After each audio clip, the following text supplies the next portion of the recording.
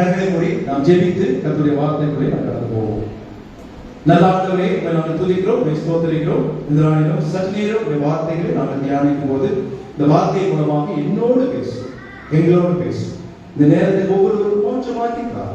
இயேசு மூலம் கேட்கிறோம் அன்புள்ள பிதாவே, ஆமென். அல்லேலூயா. கர்த்தருக்கு மகிமை உண்டாவதாக. நம்முடைய வாழ்க்கையிலே தேவனை ஏற்றுக்கொண்டு விட்டோம். தேவனை நாம் ஆண்டவராக, நம்முடைய இரட்சகராக நாம் ஏற்று நாம் வாழ்ந்து கொண்டிருக்கிறோம். ஆனாலும் இன்றைக்கும் தேவனுக்கு பிரியமில்லாத காரியங்களிலே நாம் செய்து நாம் வாழ்ந்து கொண்டிருப்போமானால் நம்மை நாமே இந்த நாளிலே ஆராய்ந்து பார்க்கக்கூடிய ஒரு நிலைகளிலே நாம் வாழ்ந்து கொண்டிருக்கிறோம். ஆலயத்துக்கு வருவது, மற்ற காரியங்களை நாம் செயல்படுவது எல்லாம் நல்லதுதான். ஆனா ஆண்டவருக்கு பிரியமாய் நாம் வாழ்ந்து கொண்டிருக்கிறோமா? இன்னும் ஆண்டவருக்கு பிடிக்காத பல காரியங்களை இன்னும் நாம் செய்து கொண்டிருக்கிறோமா என்பதை நாம் ஆராய்ந்து பார்க்க வேண்டும். ஆலயத்துக்கு வருவதனுடைய நோக்கம் என்ன? நாம் பரிசுத்தமாக்கும்படியாக ஆண்டவருடைய ஆலயத்திலே வருகிறோம். ஆண்டவருடைய ஆசீர்வாதங்களை பெறும்படியாக நாம் ஆலயத்திலே வருகிறோம். ஆண்டவருடைய நன்மைகள் அனைத்தையும் ஆலயத்தின் மூலமாக நாம் பெற்றுக்கொள்ளும்படியாக நாம் வருகின்றோம். நம்முடைய கவலைகளை, நம்முடைய கண்ணீர்களை, நம்முடைய பிரச்சனைகளை நாம் தேவனிடத்திலே சொல்லும்படியாக அந்த ஆலயத்துக்கு வருகின்றோம். ஆனா எல்லாத்தையும் காட்டிலும் நாம் வருவதனுடைய நோக்கம் என்ன தெரியுமா? ஆண்டவரை கனம் பண்ணும்படியாக நாம் ஆலயத்துக்கு வருகிறோம். அல்லேலூயா. ஆண்டவரை கனம் பண்ணும்படியாக நாம் ஆலயத்துக்கு வருகிறோம். அதை நீங்கள் மறந்துவிடக் கூடாது. நம்முடைய வாழ்க்கையை இன்னும் நாம் தேவனுக்கு பிரியமாக வாழ்ந்து கொண்டிருக்கிறோம். ஒருவேளை இன்னைக்கு நம்மிடத்திலே பல பாவங்கள் இன்னும் இருக்கலாம். இன்னும் காலகாலமாக ஆலயத்துக்கு வந்து கொண்டிருக்கலாம், வேதத்தை வாசிக்கலாம், ஜெபம் செய்யலாம், அநேக காரியங்களை நாம் தேவனுக்கு பிரியமாக செய்யலாம். ஆனா தேவன் விரும்பத்தகாத காரியங்களை இன்னும் நாம் செய்து கொண்டிருக்கிறோம். நான் எல்லாரையும் சொல்ல, செய்கிறவர்கள் யோசித்து பார்க்க வேண்டும். நாம் தேவனுடைய பிள்ளையாக மாற வேண்டும். இதுதான் ஆண்டவர் விரும்புகிற காரியம். ஒரு ராஜா ஒருவர் இருந்தார், நல்ல ராஜா. ஆனா அவருக்கு குடிப்பழக்கம் இருந்தது. ராஜானா குடிக்கிறது பாவம் கிடையாது, தப்பு கிடையாது அவங்களுடைய பார்வையில. அதனால ஆனாலும் ஒரு நல்ல குடிப்பழக்கக்கூடிய ராஜாவாக இருந்தார். இந்த ராணிக்கு ரொம்ப கஷ்டமா இருந்தது. நல்ல ஒரு கணவராக, நல்ல ஒரு ராஜாவாக, இந்த தேசத்துக்கு நல்ல ஒரு தலைவராக, எல்லாம் நல்ல செய்யக்கூடிய என்னுடைய கணவர், ஆனா இந்த குடிப்பழக்கத்துக்கு மட்டும் அடிமையாக இருக்கிறாரே என்று சொல்லி ரொம்ப வருத்தத்தோடு இருக்கும்போது அந்த நேரத்தில் அமைச்சர் அங்கே வருகின்றார். என்ன ராணியாரே, நீங்க ரொம்ப கவலையோடு உட்கார்ந்து இருக்கீங்களே அப்படின்னு சொல்லும்போது சொன்னாங்க, உங்களுக்கு தான் தெரியுமே, ராஜா பத்தி தான் யோசிச்சுட்டு இருக்கிற, நல்லவரா இருக்கிறாரு, ஆனா அவரிடத்துல இந்த குடிப்பழக்கம் இருக்குது. அது மட்டும் அவரு அதை விட்டுட்டாருன்னா அவர் போல ஒரு நல்ல மனிதர் யாருமே கிடையாது. ஆனா இன்னும் அந்த தவறை அவர் செய்து கொண்டே இருக்கிறார், மாறவே மாட்டேங்கிறார். நான் எவ்வளவோ சொல்லி பார்த்துட்டேன், ஆனா மாறவே இல்லை. அமைச்சர் சொன்னார், கவலைப்படாதீங்க, காலம் ஒரு நாள் கண்டிப்பா அவரை மாற்றும் என்று சொல்லி போய்விட்டார். ஒரு வாரம் கடந்தது. ராஜா தன்னுடைய அரண்மனையிலே, தன்னுடைய அறையிலே உட்கார்ந்து கொண்டிருக்கிறார். அப்பொழுது அமைச்சர் உள்ள வருகிறார். உள்ளே வந்து மெதுவாக நைசா ராஜாவுக்கு தெரியாம என்ன பண்ணுகிறார், அங்கே பாட்டில்கள், மது பாட்டில் அடுக்கி வைக்கப்பட்டிருந்தது. அதை ஒன்றை எடுத்து தன்னுடைய சட்டைக்குள்ளே அழைத்துக் கொண்டார். அப்பொழுது அங்கே ராஜா இதை பார்த்து விடுகிறார். ராஜா பார்த்த உடனே ராஜாவுக்கு ஒரு அதிர்ச்சி. என்னடா இது, மந்திரி எவ்வளவு பெரிய ஆளு, அவர் என்ன கேட்டாலும் நான் கொடுப்பேன், அந்த மது பாட்டில இருந்து ஒழிச்சு வைக்கிறாரு, நான் அதை கேட்கணுமே அப்படின்ட்டு அங்க இருந்து சொல்றாரு. மந்திரி யாரே திரும்பி, என்ன ராஜா சொல்லுங்க அப்படின்னு, என்ன எடுத்து ஒழிச்சு வச்சீங்க அப்படின்னு ஃபர்ஸ்ட் சொன்னா, ஒண்ணும் இல்லை, ஒரு கோபம் வந்துருச்சு. பொய் சொல்றீங்க, ஒண்ணும் இல்லை, நான் தான் பார்த்தேன், ஏதோ ஒண்ணு நீங்க எடுத்து வச்சீங்க அப்படின்னு மணிப்பட்டியில சொல்ல. கிளிய மறைச்சு வச்சேன். என்னது கிளி? கிளியா? இங்க ஏன் கிளி, என்ன வளர்ற அப்படின்னு ராஜா நீங்க பாத்துட்டீங்களா அப்படின்னு. இல்ல இல்ல, குதிரையை எடுத்து ஒழிச்சு வச்சேன். என்ன இப்படி அப்புறம் கோவம் வந்துச்சு இருக்கு ராஜாவுக்கு. குதிரைங்கிற, கழுதுங்கிற, உண்மையை சொல்றியா இல்லன்னா உன்னை தண்டனை கொடுக்கணுமா அப்படின்னு. இல்ல இல்ல, கழுதையை தான் எடுத்து ஒழிச்சு வச்சேன்னு சொல்லி மந்திரி சொல்றாரு. இவருக்கு கோபம் வந்துருச்சு.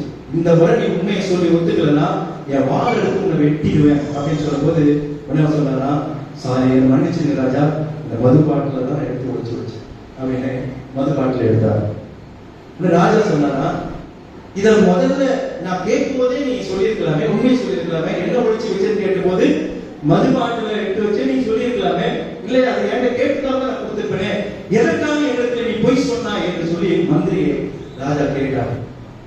மந்திரி சொன்னாரா, நான் இப்ப கூட சொல்றேன் ராஜா, நான் பொய் சொல்லவே இல்லை, நான் சொன்னதெல்லாம் உண்மை. என்ன என்ன சொல்ற அப்படின்னு, ஒண்ணு இல்ல, நான் மது எடுத்தோட கேட்டீங்க, எடுத்தீங்களான்னு கேட்டேன். நான் ஒண்ணும் இல்லைன்னு சொன்னேன். உண்மையாகவே மதுவை நான் கையில எடுத்து முதல்ல நான் எடுக்கும் போது அது ஒண்ணு இல்லாம தான் இருக்கும். ஆனா ஒரு கோப்பை உள்ள போன உடனே நான் கிளி மாதிரி மாறிடுவேன், சொன்னதே சொல்ல ஆரம்பிச்சுவேன், பேசுறதே பேச ஆரம்பிச்சுவேன். அதனாலதான் கிளியை ஒழிச்சு வச்சேன்னு சொன்னேன். ரெண்டாவது கோப்பை உள்ள போகும்போது அது என்ன ஆகும், குதிரை மாதிரி நான் கணக்க ஆரம்பிச்சிருவேன். ஏன்னா குடி எனக்கு 2 கப்ப உள்ள போன உடனே கணக்க ஆரம்பிச்சிருவேன். அதனாலதான் என்ன ஒழிச்சு வச்சிருக்கீங்கன்னு நான் குதிரைன்னு சொன்னேன். மூணாவது ஏன் கழுதைன்னு சொன்னா, அந்த 3வது கோப்பை உள்ள போகும்போது நான் கழுத மாதிரி கத்தவும் மற்றவர்களை வதைக்கவும் ஆரம்பிச்சிருவேன். அதனால நான் கழுதைன்னு சொன்னேன். 4வது ஏன் அது மதுவாவே சொன்னா, அது 5வது கோப்பை உள்ள போகும்போது முழுசாவே நான் மதுவாகவே மாறி விடுவேன், அதுக்கு அடிமையாகி விடுவேன். அதனாலதான் இந்த மதுன்னு சொல்லி நான் உண்மையை சொன்னேன். அதனால நான் சொன்னது எதுவுமே பொய் கிடையாது, இதெல்லாம் உண்மை, குடிக்கிறவங்களுடைய நிலை இதுதான் அப்படின்னு சொன்னோடனே ராஜா வெக்கி குடிந்து விட்டார். இவ்வளவு தப்ப நம்ம இப்படி செஞ்சுக்கிட்டு இருக்கிறோமே, இந்த மதுனால இவ்வளவு பிரச்சனை இருக்குது, இத மந்திரி இந்த நாளிலே நமக்கு அழகாய் வளர்த்து இருக்கிறாய் சொல்லி அன்றைக்கு ஒரு தீர்மானம் ராஜா எடுத்தாராம். சொன்னார் மந்திரிகிட்ட, இனிமேல் இந்த மதுவை நானு குடிக்க மாட்டேன், நீ எனக்கு உணர்ந்திருக்கு, நான் இதை செய்ய மாட்டேன் என்று சொல்லி அந்த பழக்கத்துல இருந்து ராஜா விடுதலை பெற்றாராம். அல்லேலூயா. இந்த கதையை நான் நீதி கதைகளை படிப்பது எனக்கு ரொம்ப ஆச்சரியமா இருந்தது. ஒரு சாதாரண ஒரு மந்திரி சொல்லும் போது ராஜா மாறுகிறார். ஆனா இயேசுவானவர் நம்மளுக்கு எவ்வளவு காரியங்களை சொல்லிக் கொண்டிருக்கிறார். ஆனா நாம என்ன பண்றோம், இன்னும் மாறாமலே வாழ்ந்து கொண்டிருக்கிறோம். நம்மை நாமே ஆராய்ந்து பார்க்க வேண்டும். நம்முடைய வாழ்க்கை ஆண்டவருக்கு பிரியமாக நாம் இருக்க வேண்டும். அப்படி பிரியமாக இருக்கிறவர்கள் என்ன பண்ணுவார்கள், தேவனை கனம் பண்ணுவார்கள். அதுதான் இன்றைய தலைப்பு, தேவனை நாம் கனம் பண்ண வேண்டும். வேதம் சொல்கிறது, வாசிங்கள் சங்கீதம் 22 23 வசனத்தை யாராவது வாசிங்கள். கர்த்தருக்கு பயப்படுகிறவர்களே துதியுங்கள், யாக்கோபின் சந்ததியாரே நீங்கள் அவரை கனம் பண்ணுங்கள் என்று சங்கீதத்தில் வாசிக்கிறோம். கர்த்தருக்கு பயப்படுகிறவர்களே துதிக்கிறவர்களே நீங்கள் எல்லாரும் என்ன பண்ணணும், தேவனை கனம் பண்ண வேண்டும். கரங்களுக்கு வேலை சொல்றீங்களா? நாம் தேவனை கனம் பண்ணுகிறோமா? கனம் பண்ணுகிறோமா? ஆமா தான் சொல்லுவோம். பாஸ்டர், நான் உண்மையாகவே தேவனை நான் கனம் பண்ணுகிறேன். வேதம் சொல்லுகிறது, கர்த்தருக்கு பயப்படுகிறவர்கள் தேவனை கனம் பண்ணுவார்கள். நாம் கனம் பண்ணுகிறோமா? யோவான் 5ஆம் அதிகாரம் 23 வசனத்துல இப்படியாக வேதம் சொல்கிறது, குமாரனை கனம் பண்ணாதவன் அவரை அனுப்பின பிதாவையும் கனம் பண்ணாதவனாய் இருக்கிறார். நீங்க இயேசுவை கனம் பண்ணலன்னா நீங்க வேற யாரை கனம் பண்ணணும் சொல்ல? இயேசுவை கனம் பண்ணலாம், பிதாவை கனம் பண்ணல. பிதாவை கனம் பண்ணாத யாருமே கனம் பண்ண மாட்டாங்க. ஆண்டவருடைய பிள்ளைகள் நாம் இயேசுவை, தேவனை, பிதாவை கனம் பண்ண வேண்டும். இன்னொரு வசனத்தை வாசிக்கிறோம். 1 பேதுரு 2ஆம் அதிகாரம் 17ஆம் வசனத்தை வாசிங்கள். 1 பேதுரு 2ஆம் அதிகாரம் 17ஆம் வசனம். எல்லாரையும் கனம் பண்ணுங்க. போதும், எல்லாரையும் கனம் பண்ணுங்க. அப்போ தேவன் என்ற இடத்துல எல்லாரும் வந்துட்டாங்க, எல்லாரையும் கனம் பண்ணணும். வேதம் அப்படிதான் நமக்கு கற்றுக் கொடுக்குது. வெறும் தேவனை மட்டும் கனம் பண்ணிட்டு மற்றவர்களையும் கனம் பண்ணாம நம்ம விட முடியாது. தேவனையும் கனம் பண்ண வேண்டும், அதே நேரத்தில் எல்லோரையும் கனம் பண்ணணும். நாம் எல்லாரையும் கனம் பண்றோமா? அதுவும் குறிப்பாக தேவனை நாம் கனம் பண்ணுகிறோமா? அதைதான் நாம் செய்தியாக பார்க்க போகிறோம். நாம் தேவனை நாம் எப்படியாவது கனம் பண்ண வேண்டும், எப்படியாவது கனம் பண்ண முடியும் என்றுதான் பார்க்க போகிறோம். 1 சாமுவேல் 2ஆம் அதிகாரம் 30ஆம் வசனத்தையும் தொடர்ந்து வரை வாசித்துங்கள். ஆண்டவர் சொல்லுகிறார், ஏன் கனம் பண்ணணும்? ஆண்டவருடைய ஆசீர்வாதம் வேணும்னா நீங்க கனம் பண்ணணும். ஆகையால்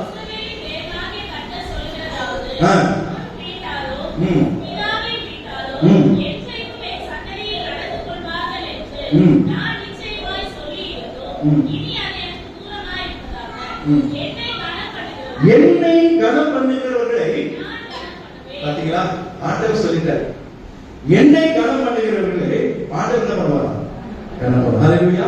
அப்ப நம்முடைய வாழ்க்கையிலே ஆசீர்வாதங்கள் இன்னும் நம்முடைய வாழ்க்கையிலே நாம் தேவனிடத்திலிருந்து பெறாமல் இருக்கிறவர்கள் என்றால் ஆண்டவருடைய கனத்தை நாம் பெறவில்லை. ஆண்டவர் கனம் பண்ண வேண்டும் என்றால் நீங்கள் இயேசுவை என்ன பண்ணணும், ரொம்ப தெளிவா சொல்றேன், என்னை கனம் பண்ணுகிறவர்களை நான் என்ன பண்ணுவேன், கனம் பண்ணுவேன். அப்போ நாம் தேவனை கனம் பண்ணுகிறோமா? ஒரு 4 காரியங்களை நாம் இன்றைக்கு பார்க்க போகிறோம். சுருக்கமாக நாம் தேவனை எப்படியாக கனம் பண்ண முடியும் என்பதை நாம் இன்றைக்கு 4 காரியங்கள். முதலாவதாக வாசியுங்கள் மத்தேயு எழுதின சுவிசேஷம் 15ஆம் அதிகாரம் 8ஆம் வசனத்தை யாராவது வாசியுங்கள். இந்த ஜனங்கள் வாயினால் என்னிடத்தில் சேர்ந்து தங்கள் உதடுகளினால் என்னை கனம் பண்ணுகிறார்கள், அவர்கள் இருதயமோ எனக்கு தூரமாய் விலகி இருக்கிறது. இங்கே நாம் எப்படி கனம் பண்ண வேண்டுமா?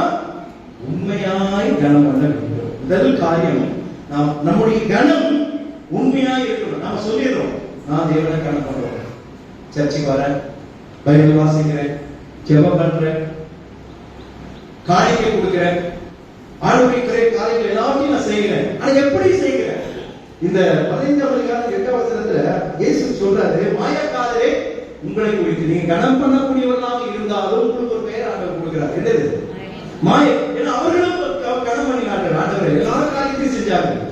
ஆனா அவர்களை பார்த்து ஆண்டவர் மாயக்காரரே என்று அழைக்கின்றார். நீங்க என்ன சொல்றீங்க? இந்த ஜனங்கள் நம்ம பார்த்து ஆண்டவர் சொல்றார், தங்கள் வாயினாலே என்னிடத்தில் சேர்ந்து தங்கள் உதடுகளினால் என்னை கனம் பண்ணி. உண்மையில பண்ணல, உள்ளத்திலிருந்து வரணும்.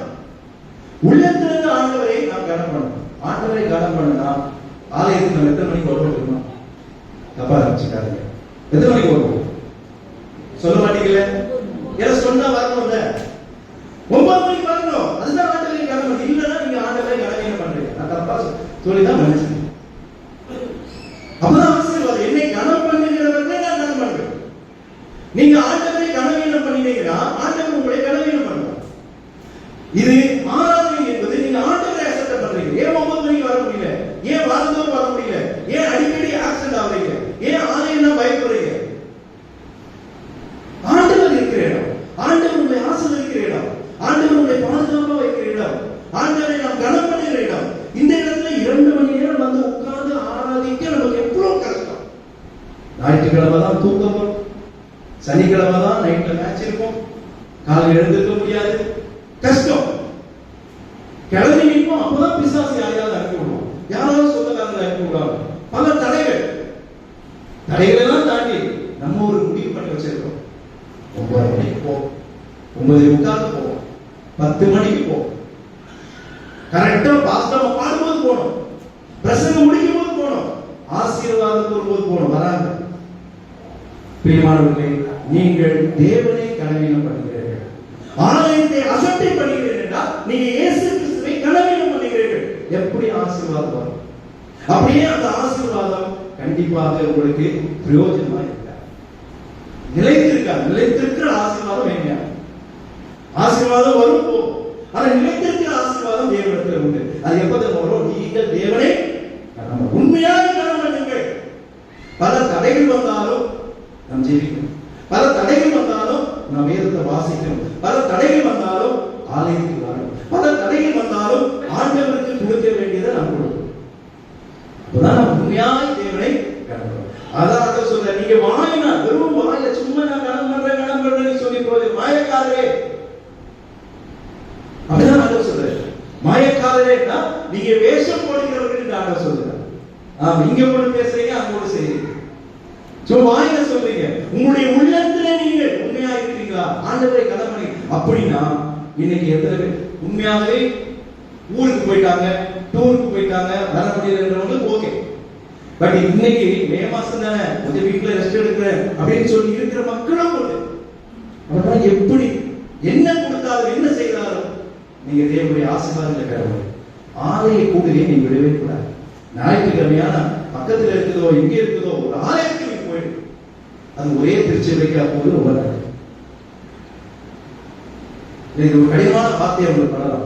ஆண்டவர் கனம் பண்ண வேண்டும் என்றால் நீங்கள் ஆலயத்தை ஆண்டவரை கனம் பண்ண. அதுதான் உண்மையான ஆண்டவரை கனம். தடைகள் வந்தாலும் நீ இதே வசனத்தை தான் இயேசுவாக சொன்னார். 15:8 தான் ஏசாயாவும் தீர்க்கதரிசனமாக ஏசாயாவை சொல்லிட்டார். 29ஆம் அதிகாரம் 13 வசனத்தை வாசிங்க. ஏசாயா 29:13.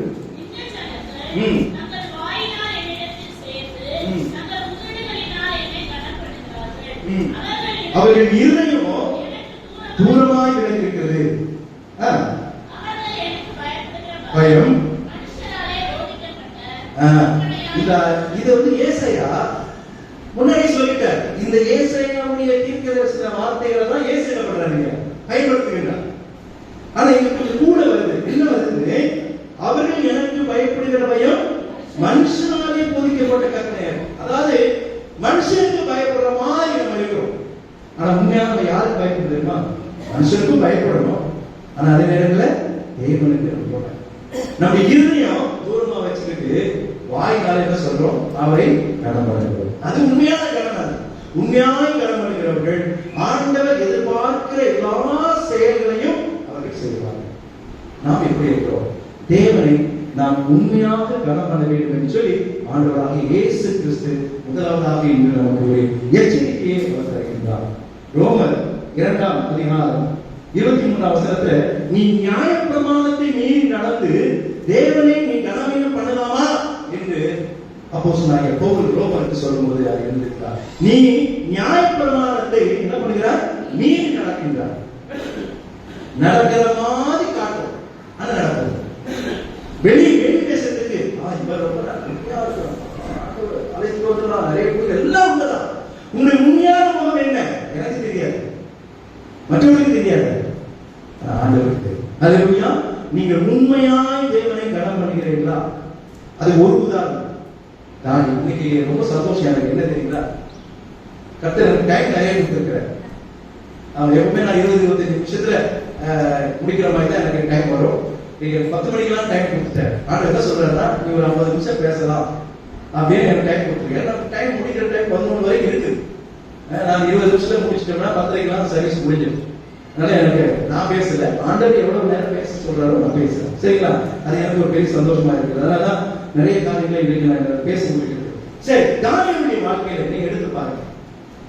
அவன் உண்மையாகவே தேவனை என்ன பண்ணினான்? கனம் பண்ணான். அதுக்கு ஒரு உதாரணம், தடை வந்த போதும் அவன் என்ன பண்ணான்? ஜெயித்தான். கரங்களுக்கு சொல்லுங்க. நமக்கு தடை வந்துச்சுன்னா அதை விட சந்தோஷம் வேற ஒண்ணுமே கிடையாது. ஒரு சட்டம் வருதுங்க, அரசியல இருந்து அரசு மத்திய அரசோ மாநில அரசோ ஒரு சட்டம் போடுது.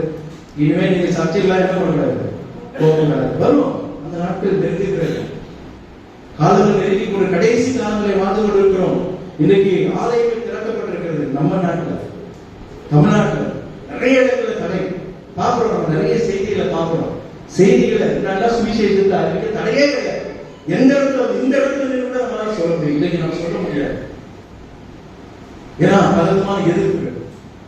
ஆனா நமக்கு ஒரு தடை வந்துச்சுன்னு வச்சுங்களேன், அப்பா பாஸ்டர் ஆன்லைன்ல போட்டுருங்க பாஸ்டர், அவ்வளவுதான். நீங்க உங்க வழி நீங்க நடத்துங்க, நான் தூங்கிட்டு இருக்கோம். நாங்க 11 மணிக்கா குளிச்சு எழுந்திரிச்சு குளிச்சு குடிக்கிறோமோ இல்லையோ என்ன பண்ணுவோம்? உட்கார்ந்து பார்த்துக்கிட்டு இருக்கோம். சந்தோஷம், ரொம்ப சந்தோஷம். அது சந்தோஷப்படக்கூடிய, கவலைப்படணும். அப்படி தடை வரக்கூடாது. ஆண்டவரே, ஆலயத்துக்கு போவது என்னுடைய கடமை, அதை நான் உண்மை கனம் பண்ணுவது, நான் உண்மையாக வரணும். நான் குறிப்பா ஆலயத்தை மட்டும் தான் இதை பேசுறேன், மற்ற காரியங்கள் ஏன்னா அதெல்லாம் பேசுவோம், நிறைய பேசிக்கிட்டு இருக்கோம். ஆலயத்துக்கு கூடிய ரொம்ப முக்கியம். அது தடை வந்துச்சு, என்ன பண்ணுவீங்க? வரக்கூடாது, ஜெபம் பண்ணுங்க. இங்க ஜெபம் பண்ண தடை வேதம் சொல்கிறது. தானியேல் 4:4 அப்பொழுது பிரதானிகளும் தேசாதிபதிகளும் தானியேலை குற்றப்படுத்தும்படி முகாந்திரம் தேடினார்கள். ஆனால் தானியேலிடத்தில் ஒரு குற்றம் கண்டுபிடிக்க கூடாது. எப்படிப்பட்டவனா இருக்கிறார்? ஒரு குற்றம், மாசற்றவன். தானியேலுடைய ஒரு பேர் இருக்குதுமா, மாசற்ற மனிதன். எந்த ஒரு குற்றமும் ஒரு மனிதனிடத்துல மனிதனாலே கண்டுபிடிக்க முடியலங்க. இப்ப என்னிடத்துல குற்றம் கண்டுபிடிக்கணும்னா எங்க வீட்டுல 3 பேர் இருக்காங்க. 1 இல்ல 2 இல்ல 1000 குற்றம் சொல்லுவாங்க. அப்படிதான் வாழ முடியும். யாருமே நான் பர்ஃபெக்ட்டா இருக்கிறது யாருமே சொல்ல முடியாது. ஏதோ விதத்துல ஏதோ ஒரு தவறை நாம் செய்து விடுவோம். அப்போ இந்த தானியேலை சுற்றி ஒரு கூட்டம் காத்திருக்குது. என்ன செய்வான், எப்படி இவனை மாட்டி விடலாம். ஆனா என்ன முயற்சி செய்தோம், எந்த ஒரு முகாந்திரமும் அவனுக்கு கிடைக்கல, ஒரு குற்றமும் காண முடியல. காரணம் என்ன? அவன் உண்மை உள்ளவனாய் இருந்தபடியால் அவன் மீது யாதொரு குற்றமும் குறையும். அது என்ன உண்மை? ஆண்டவரை அவன் எல்லா நிலைகளிலும் ஆண்டவரை அவன் என்ன பண்ணான்? கனம் பண்ணான். கரங்களை அதை சொல்லுங்க. அவ்வளவுதானா? அவ்வளவுதானா? நீங்க முடிச்சிட்டு இருக்கீங்களான்னு சோதிக்கிறதுக்கு தான் இது. தூங்கிடாது.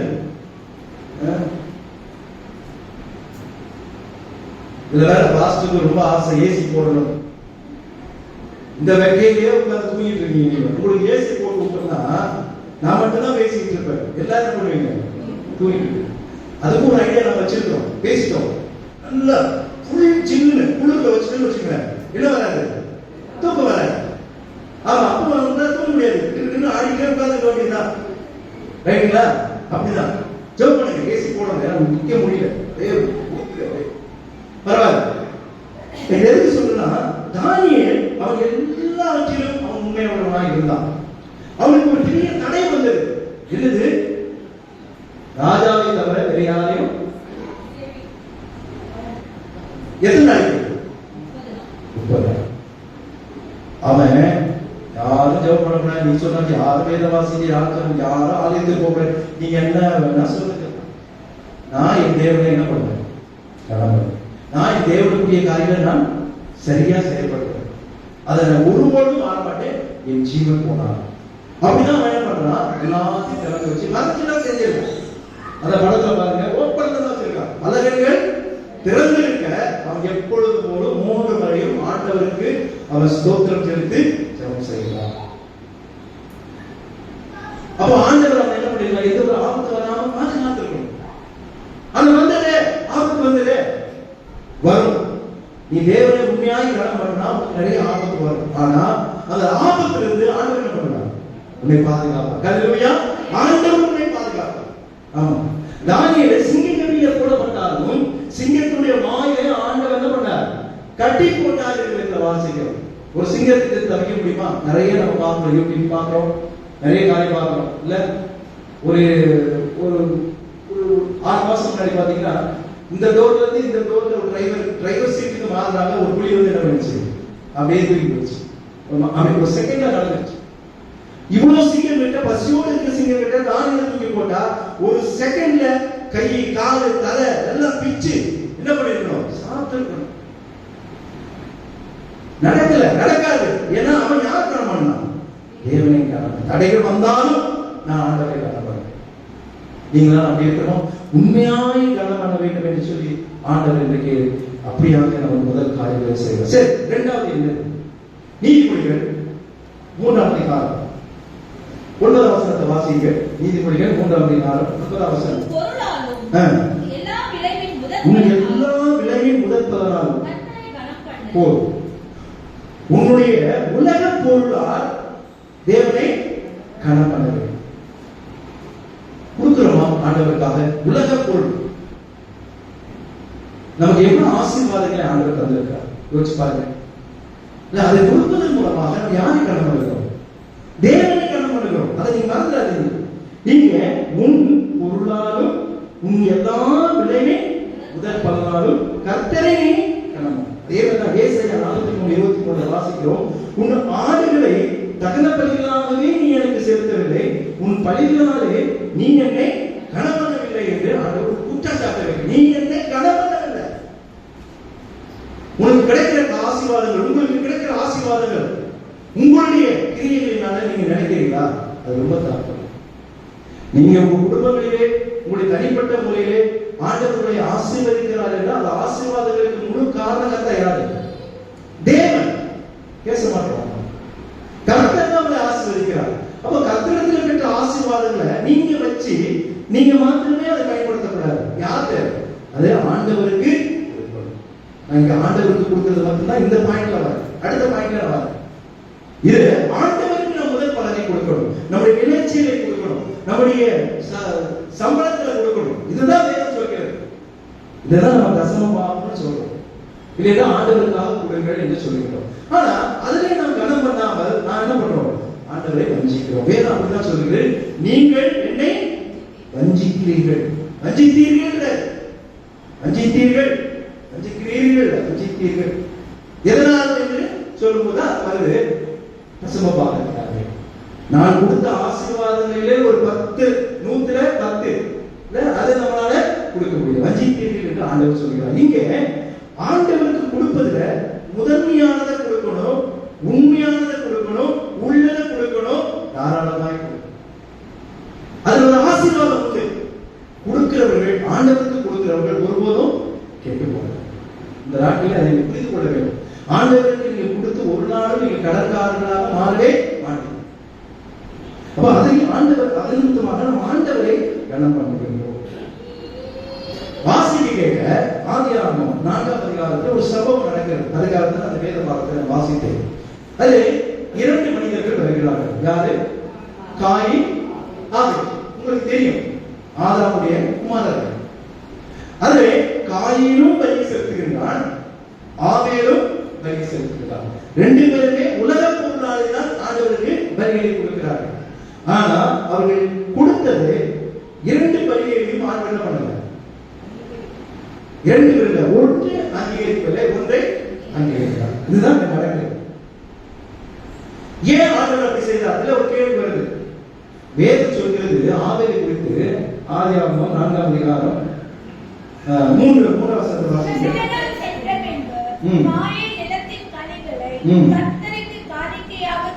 காயின், அது நல்ல கவனியம் படிக்கும்போது, நிலத்தின் கனிகளை, அவனுடைய பிரயாசம் தான் அது, அவனுடைய பிரயாசம் தான் உலக பொருள் தான் அது.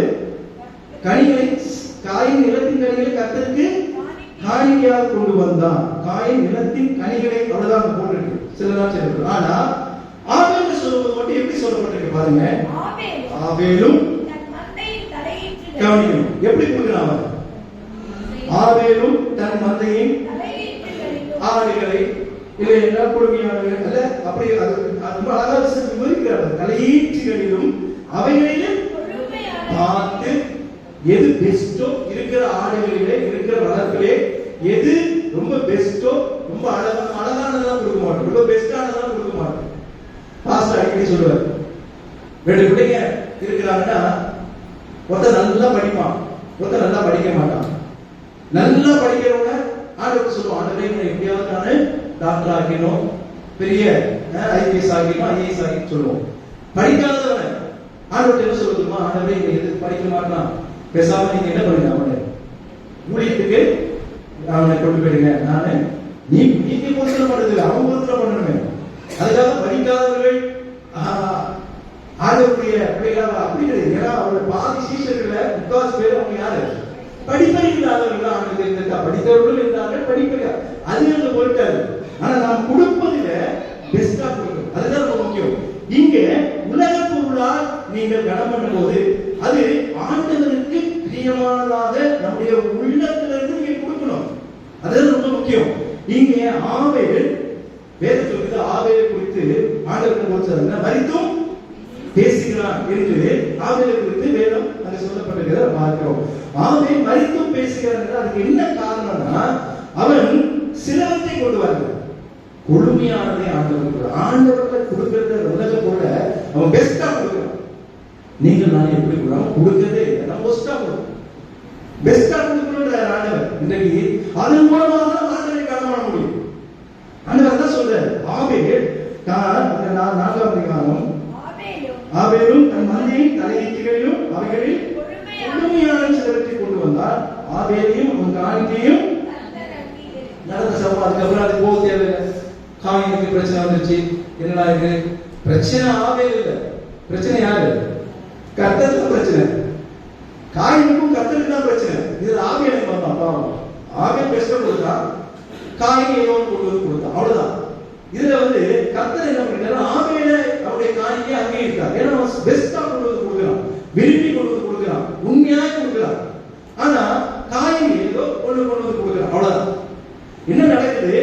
ஆபேலை அங்கீகரித்தார் என்று வாசிக்கிறோம். இது நிமித்தமாக காயின் ஆபேலை கொலை செய்தார்.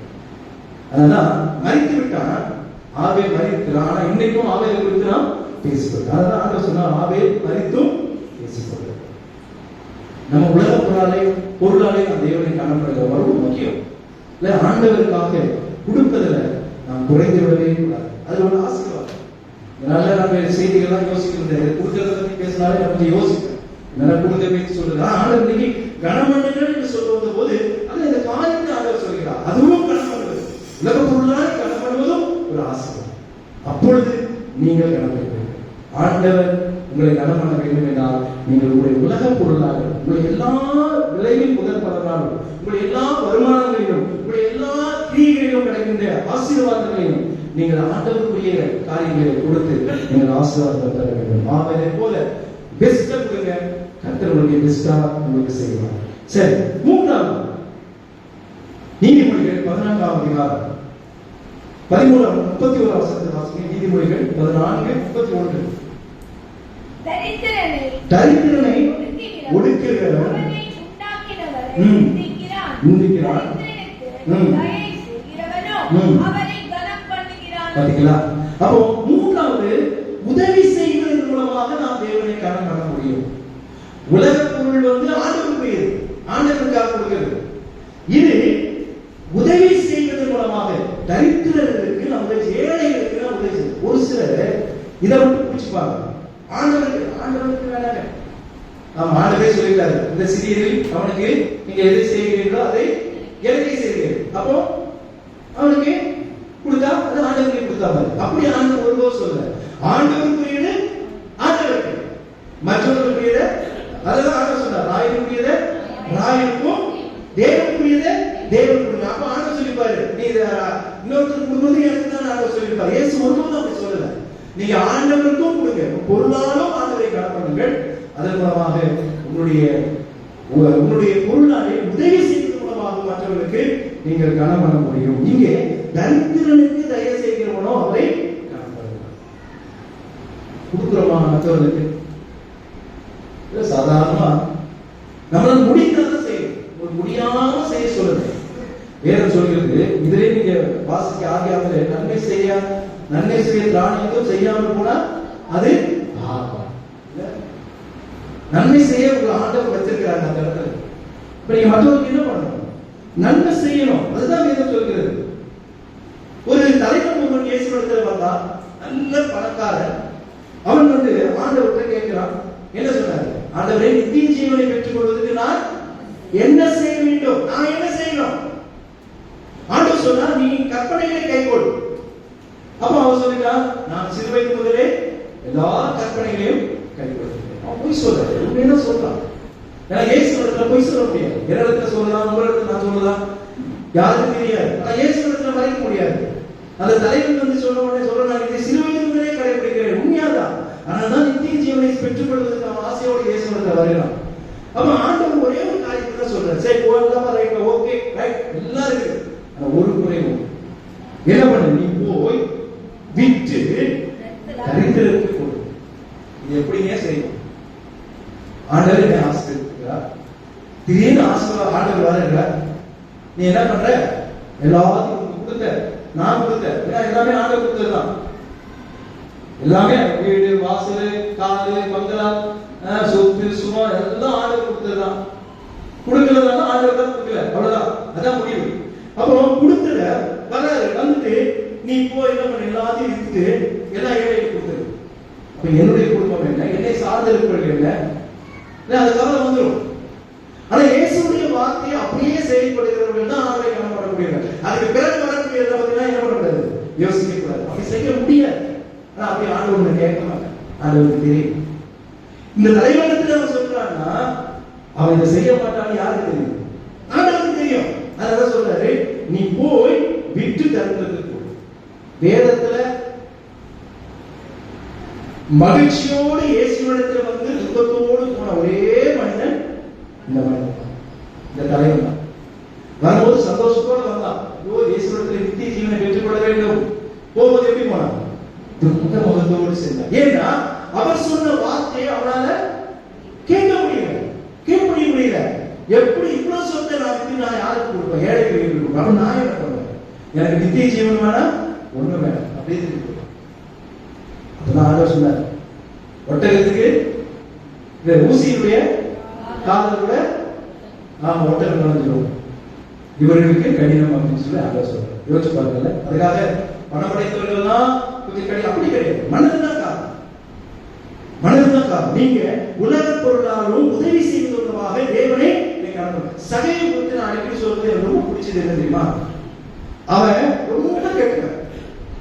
ஆனா இயேசுவை சந்தித்த பிறகு ரொம்ப நல்லவனா மாறினான். ஆண்டவர் அவனை கொடுக்க சொல்லவே இல்லைங்க. அவன் என்ன பண்ணிட்டான்? தான் சொத்து முழுவதையும் எல்லாருக்கும் கொடுக்குறான். அப்படிதான் சொன்னான். நான் ஒருத்தருக்கு 10 ரூபா வாங்கினா அவன் என்ன பண்றேன்? 40 ரூபா கொடுத்துறேன். ஒருத்தருக்கு 1 லட்சம் ரூபா வாங்கினா 4 லட்சம் ரூபா. அப்ப அவன் என்ன இருக்கும்? ஒண்ணுமே இருக்காது, ஜீரோ இருக்கும். அவன் கொடுத்துட்டானா செய்யும். ஆண்டவர் கொடுக்க சொல்லுங்க. சகையவே நீ இறங்கி வா, நான் உங்க வீட்டுக்கு வரேன். ஆண்டவர் சொல்றது அவ்வளவுதான். அவனுக்கு சந்தோஷம் தாங்கல.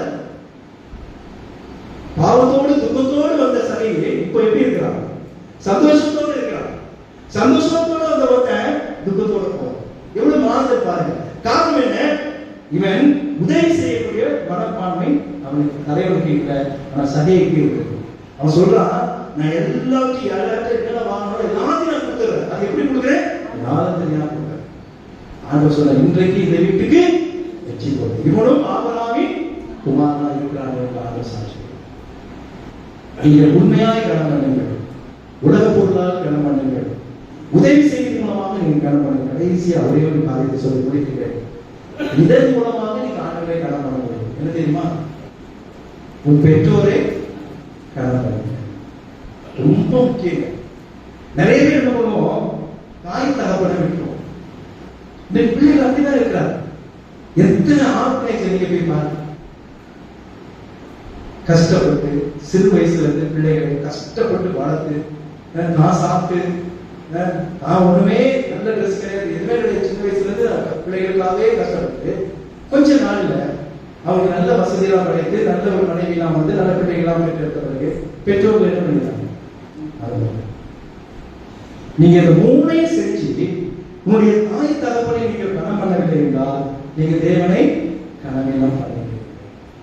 ஒரு பெற்றோரை நீங்கள் கடன் பண்ணுகிறீர்கள், யாரை கடன் பண்ணுறீங்க? தேவனை கடன் பண்றீங்க. ஆமா, நீங்க மறந்துடாதீங்க. எத்தனை பெற்றோர்கள் என்ன சொன்னாலும் அதை கேட்கணும். எதுக்கு ஒரு வார்த்தை கூட பேசணும். அதுதான் ரொம்ப முக்கியம். எந்த ஒரு பெற்றோர் பிள்ளைகளுக்கு விரோதமாக எதையுமே சொல்லலாம். அது நல்லதோ கெட்டதோ அவங்களுக்கு தெரியும். பிள்ளைகளுடைய காரியங்கள் அனைத்துமே தெரியும். நீங்க பெற்றோருடைய வார்த்தைகளை கீழ்ப்படுகிறதுனா பிள்ளைகள் வேண்டிய முக்கியமான காரியம். அதன் மூலமாக தான் நீங்க தேவனை கடன் பண்ணுகிறீர்கள். உங்களுடைய பெற்றோர்களை நீங்க கடமையில பண்ணீங்கன்னா நீங்க தேவனை கடமையில பண்ணீங்க. சின்ன வயசு முன்னால பெரியவங்க தான் பெற்றோர் பேச்சை கேட்க மாட்டாங்க. நீங்க சின்ன பிள்ளைங்க கூட பெரிய பெற்றோர் பேச்சு உனக்கு என்னவா தெரியும்? உனக்கு ஒண்ணு தெரியும். இதுதான் சொல்றாங்க. யோசிப்பாங்க. பிள்ளைகள் ரொம்ப கவனிக்கணும். வாலிப பிள்ளைகள் இல்ல பெற்றோர் வைத்திருக்கிற வாலிபர்கள், சகோதரர்கள் இல்ல சகோதரிகள் எல்லாரும் தான் சொல்றேன். உங்களுடைய பெற்றோர்களை நீங்க விட்டு விடாது. ரொம்ப முக்கியம். பெற்றோர்களை நீங்கள் கூட வைத்து நீங்கள் பராமரிப்பது, கவனிப்பது இல்ல மனைவிக்கு கொடுக்கிற அந்த ஒரு பாசத்தை ஆனா தாய்க்கு நாம கொடுக்கிறது, கணவனுக்கு கொடுக்கிற பாசத்தை இந்த தாய்க்கு நாம தாய்க்கு தகப்பனுக்கும் கொடுக்கிறது. ஒரு சிலர் தகப்பனை வச்சுக்கிறேன், ஒரு சிலர் தாயை வச்சுக்கிறேன், எது வசதியோ அவங்கள வச்சுக்கிறேன். இப்படிதான் சொல்ற கூட்டம் இருக்கு. இன்னைக்கு உலக பிரகாரமாக இதை பார்க்கும்போது நிறைய இடத்துல பிரச்சனை இருக்கு. எவ்வளவு பெரிய நீதிமானாக இருந்தாலும் உங்களுடைய பெற்றோர்களை நீங்க தவிக்க விட்டீங்கன்னா நீங்க ஒரு நாளும் தேவனுடைய பிள்ளைகளாக இருக்க முடியாது. உங்களுடைய பெற்றோர்களை விட்டுவிடாது. உங்க பெற்றோரை கடன் பண்ணுங்க. வேதம் அப்படிதான் சொல்றது. எத்தனாவது கற்பனை அது மாஸ்டர் திடீர்னு வந்து எத்தனாவது கற்பனை? உன் தாயும் தகப்பனையும் முதலாம் கற்பனை, ஐந்தாம் கற்பனை. ஆண்டவர் ஒரு இடத்துல சொல்றாரு, இந்த கற்பனைகளே வாக்குத்தத்தம் உள்ள கற்பனை. எது? முதலாம் கற்பனை. அதான் வாக்குத்தத்தம் உள்ள முதலாம் கற்பனை. ஏன்னா மத்ததெல்லாம் வாக்குத்தத்தம் கிடையாது. ஐந்தாவது தான் வாக்குத்தத்தம் வருது. ஏன்னா நீடித்த ஆயுசு வரணும்னா உன் தாயும் தகப்பனையும் நீங்க கடன் முடியாது. அது வாக்குத்தத்தம் உள்ள முதலாம் கற்பனை இயேசு சொன்னது. ஆனா கற்பனைகளிலே ஐந்தாவது வருகிறது என்னது?